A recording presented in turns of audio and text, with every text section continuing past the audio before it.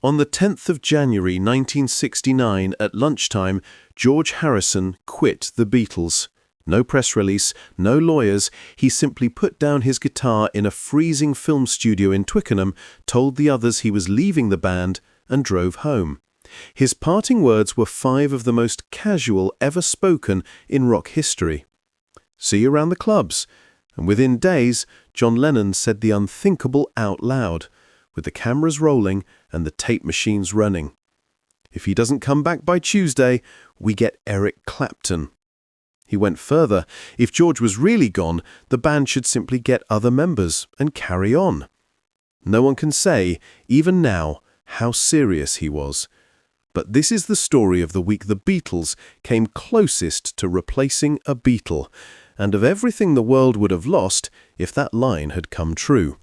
To understand how it got that far, you have to stand inside Twickenham Film Studios in January 1969. A vast, freezing soundstage, film cameras watching from breakfast onwards, and in the middle of that empty hangar, the biggest band on earth hunched over their guitars, trying to write an album in public. George had just flown back from America, from weeks in Woodstock with Bob Dylan and the band, where music was made around kitchen tables and where he had been treated as an equal, a songwriter among songwriters. He came home carrying a stack of new songs and walked straight back into being the kid brother. The cameras caught the exact moment his patience gave out, Paul pressing him on a guitar part, George flat and exhausted. "I'll play whatever you want me to play, or I won't play at all if you don't want me to." 4 days later, he was gone. And here is the thing. As replacements go, the name was not absurd. In January 1969, Eric Clapton was the most worshipped guitarist alive. 4 years earlier, London Graffiti had settled the matter in 3 words. Clapton is God. And at that exact moment, he was unemployed.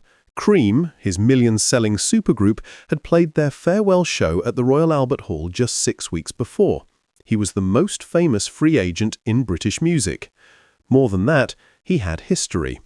Only 4 months earlier, George himself had brought Eric into Abbey Road to play the aching solo on While My Guitar Gently Weeps, the only outside rock guitarist ever to solo on a Beatles record.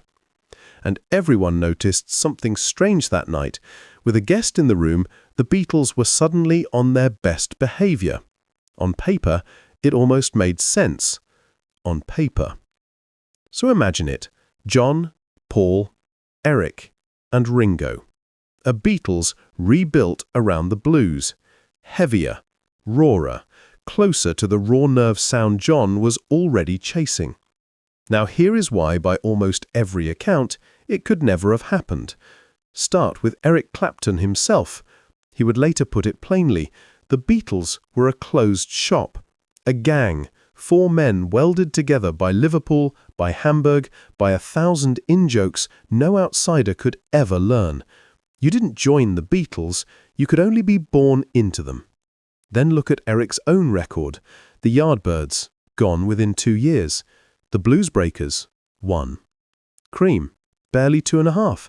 He was a restless soul who fled every band he was ever in.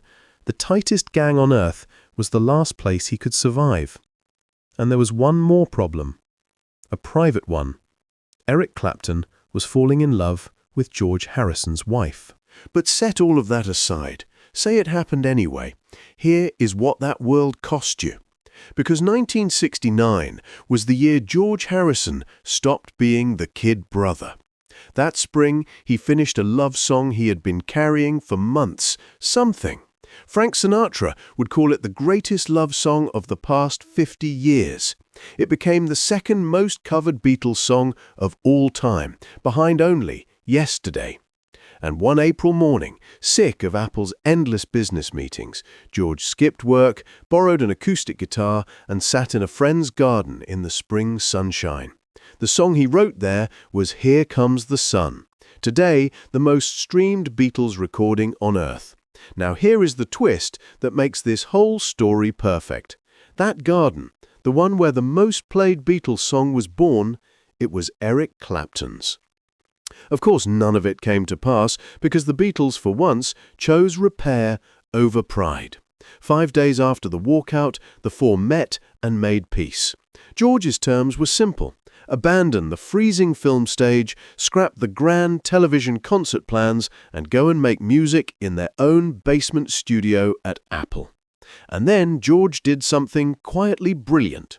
He brought in a guest, the American keyboard player Billy Preston, a friend they had first met in Hamburg, back when they were nobodies and he was 16, playing for Little Richard. The effect was instant, and everyone said the same thing: you don't argue in front of company. The sessions thawed, the music caught fire. It was the "while my guitar gently weeps" trick all over again. The lesson George had learned from Eric. The Beatles didn't need a new member, they needed a witness. 2 weeks later, the four of them climbed onto the roof. The rooftop concert of January the 30th, 1969 was the last time the Beatles ever played live. And within the year, the band was finished anyway. Ended in the room where it was said, not by George, by John. So Lennon's quip stands as one of the strangest jokes in rock history. He threatened to replace George with Clapton, and 12 months later, there was no band left to join. The two guitarists wrote their own ending instead.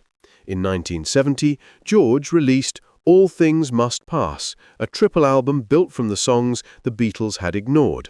That same year, Eric poured his impossible love for Patty Harrison into Lila. She left George. In time, she married Eric, and the two men stayed friends for life. George joked they were husbands-in-law. Eric Clapton never became a Beatle, he became something rarer. The man George trusted with his solo, his secret, and, at the concert for George, his memory. Perhaps he was never meant to replace a Beatle. He was the one man all four could call a friend.